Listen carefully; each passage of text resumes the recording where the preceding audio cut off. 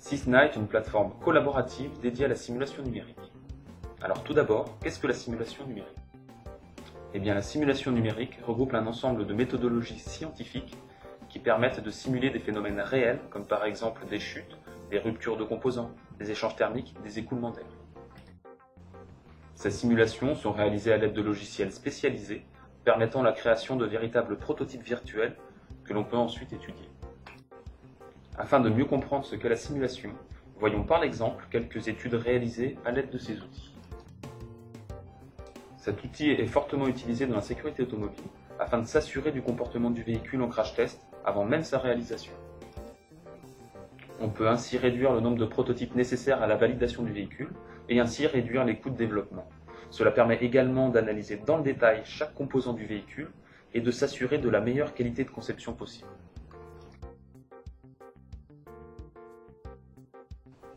Les champs d'application de la simulation sont très variés. On peut ainsi tout autant étudier les écoulements fluides et l'aérodynamique comme dans l'exemple suivant, où on s'attache à analyser le comportement aérodynamique du véhicule. Mais on peut aussi bien analyser le mécanisme d'une machine spéciale et s'assurer que, comme dans le cas suivant, la cinématique et le dimensionnement de la machine répondent bien aux attentes des concepteurs et au cahier des charges du client.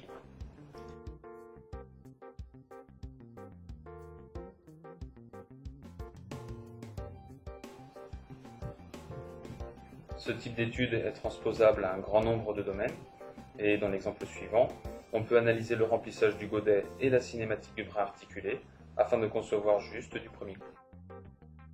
Ces outils numériques permettent donc d'étudier des produits mais également des procédés. Ainsi, dans l'exemple suivant, on étudie l'injection et le remplissage d'un pommeau de levier de vitesse, ce qui permet de vérifier la qualité du produit et de définir les paramètres optimums de la machine pour l'obtention des pièces. C'est un élément très important pour la réalisation d'un outillage satisfaisant au cahier des charges client. La simulation permet la validation de produits complexes, mais a autant d'intérêt dans la validation de sous-ensembles plus simples, pour lesquels on souhaite s'assurer d'une bonne conception. On peut par exemple étudier le produit à ses limites en prenant en compte les tolérances géométriques. Dans le cas suivant, on vérifie que le clipage s'effectue correctement, malgré le diamètre faible.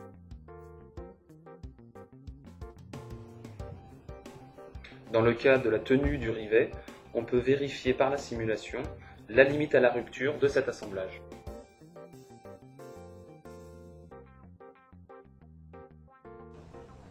La simulation est donc un outil d'étude, de validation, comme on l'a vu précédemment, mais également un outil d'optimisation. Des modules dédiés à l'optimisation permettent de minimiser la matière utilisée sur un composant, tout en satisfaisant un cahier des charges mécanique prédéfini. Dans l'exemple suivant, il s'agit d'optimiser une pièce fortement sollicitée mécaniquement et située dans un espace réduit.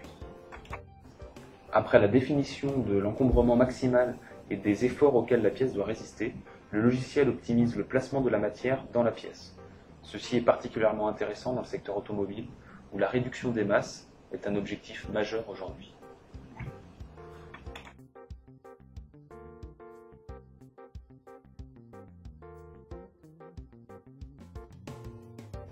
La simulation, par le maquettage numérique qu'elle permet, est donc un véritable outil de compétitivité pour les entreprises. Cela se traduit par de multiples gains, au niveau de la qualité tout d'abord. On peut ainsi mieux prédire les défauts et les limites de son produit, analyser les paramètres influents sur une problématique, avoir donc une meilleure compréhension de son produit et capitaliser son savoir-faire à travers l'utilisation de ces logiciels. Les gains se font également sur les délais, grâce à l'anticipation des défauts et à la rapidité des analyses. On aboutit à une réduction drastique des boucles de modification et à un raccourcissement des délais de conception.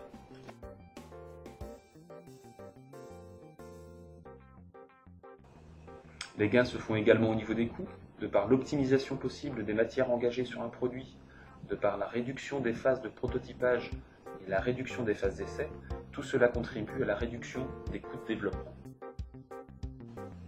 Enfin, la simulation a un effet sur l'impact environnemental de la société, de par la réduction de la quantité de matière nécessaire tout au long du développement et de par l'optimisation des produits et de la masse de ces produits.